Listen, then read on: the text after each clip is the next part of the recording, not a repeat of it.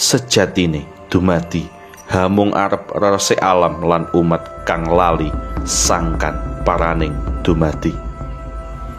Proses reresi ini memunculkan kejadian besar-besaran atau goro-goro yang tidak dapat ditanggulangi oleh manusia biasa.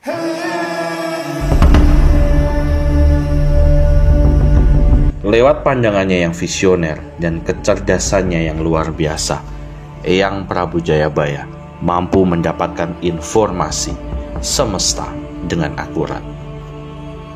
Sebagai seorang prabu, masa depan bangsa dan negaranya selalu ada dalam hati dan pikirannya.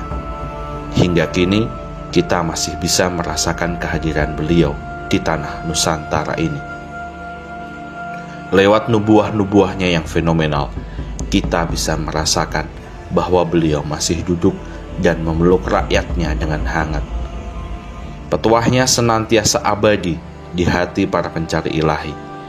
Apa yang diucapkan beliau menjadi pemandu lagu hidup yang sejati. Hari ini adalah masa transisi. Prabu Jayabaya sudah merumuskannya bahwa orang yang hidup di masa transisi atau perpindahan zaman ini akan mengalami banyak kebingungan, akan banyak peristiwa di luar nalar yang terjadi. Setidaknya beliau membagi 3 rumusan perjalanan Nusantara hari ini. Menurut beliau, hari ini adalah fase reresi alam lan umat, atau fase pembersihan alam dan umat. Tuhan sesungguhnya telah menurunkan kitab-kitab suci dan melengkapi manusia dengan akal budi sebagai pegangan bagi umat manusia agar mampu menjaga keselarasan hubungan dengan alam dan sesama umat manusia. Jika keselarasan hubungan ini terganggu, dharma akan sirna dan adharma akan merajalela. Maka Tuhan akan memberi teguran melalui umat manusia. Kondisi dan situasi dunia belakangan ini tampaknya sudah tidak selaras lagi sampai ke tingkat yang melampaui batas. Terjadi kesenjangan ekonomi, politik, dan kesejahteraan yang nyata pada tingkat global maupun regional. Ketimpangan terasa sangat nyata. Pada tingkat global, negara-negara maju menghamburkan kekayaan untuk memenuhi ambisi dalam perlombaan senjata penjelajahan ruang angkasa.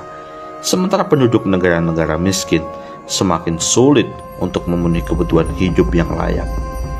Pada tingkat nasional, terjadi pemusatan dan monopoli kekayaan alam dan sumber daya yang membuat kaum lemah menjadi semakin tak berdaya.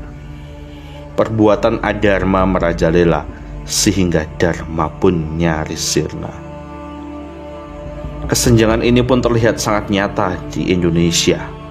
Para pejabat negara bersitegang menuntut kenaikan tunjangan gaji hingga berlipat-lipat, sementara para petani, nelayan, dan buruh kecil harus memanting tulang bekerja keras untuk sekadar menganjal perut dengan makanan seadanya.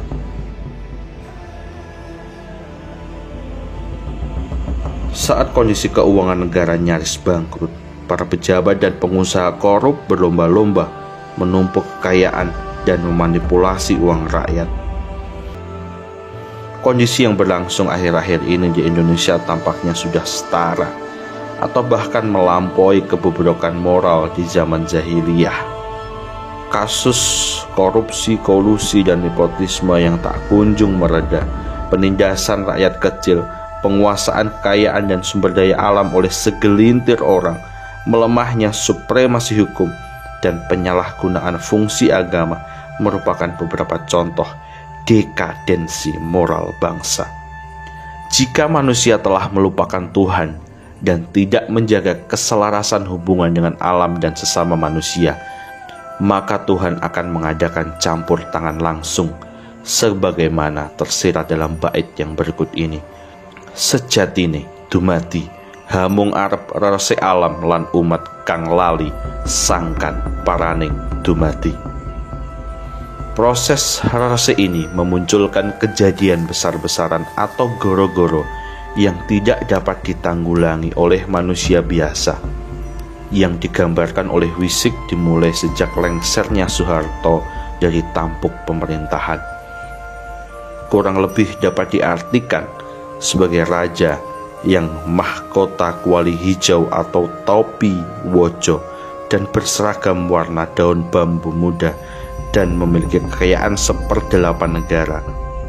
Berakhirnya pemerintahan raja tadi disusul oleh merebaknya bencana alam, perang saudara, penyakit di mana-mana. Semua itu merupakan karyaning dumadi reresi alam lan umat. Siapapun yang tiada memiliki kesucian hati akan menjadi tumbal kematian. Kejadian-kejadian ini muncul kebersamaan dengan terjadinya angkara murka dan kemerosotan moral penguasa. Aparat pemerintah yang seharusnya berfungsi untuk mengayomi dan memikirkan kepentingan rakyat justru melupakan tugas suci mereka demi kepentingan pribadi dan mengorbankan tugas suci. Kemerosotan moral ini juga telah dilukiskan secara tegas dalam untayan wisik yang berikut. Lan sejatine para bupati ora netepi janji, binangun griya kanthi adol winangun negara. Jim lelembut pepriyangan boten malih wonten kedung, ananging sampun wonten jroning gedung. Itulah sekelumit gambaran kemerosotan moral para elit politik di negeri ini, menjual martabat negara dan tugas suci demi kepentingan pribadi. Gedung Dewan Perwakilan Rakyat yang seharusnya berfungsi untuk memikirkan kepentingan rakyat, tetapi dijadikan ajang pertikaian untuk membantai lawan politik, melakukan konspirasi demi kepentingan pribadi, dan memanipulasikan suara rakyat. Jin dan setan sudah tidak lagi berada di muara sungai, melainkan sudah menghuni gedung. Setelah itu, baru diturunkan satriyaning jawatan mangalaning zat untuk menyadarkan manusia dan mengurai benang kusut persoalan dunia.